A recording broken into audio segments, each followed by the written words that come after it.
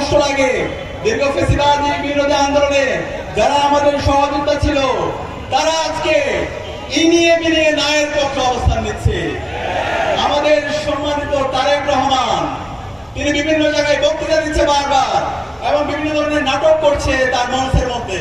সেই নাটকের মঞ্চের মধ্যে আমরা একটিবারের জন্য হায়ের স্লোগান আমরা দেখতে পাই না, আমরা হায়ের ডায়লগ দেখতে পাই না। তাহলে আমরা কি ধরে নিব আপনি ন্যায়ের পক্ষে অবস্থান নিচ্ছেন?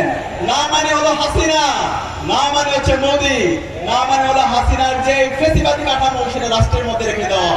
আপনারা কি সে হাসিনা হতে চান? তাহলে বলে দিন। তাহলে আমরা হাসিনাকে যেভাবে ডিল করেছি, হাসিনাকে যেভাবে লাঠি দিয়ে ভারতে পাঠিয়ে দিছি, ঠিক সেভাবে আমরা আপনার সাথে ডিল করবো। আপনার অবস্থান পরিষ্কার করেন, এখনো সময় আছে। আমরা আশা করব আপনারা আপনাদের অবস্থান পরিষ্কার করবেন।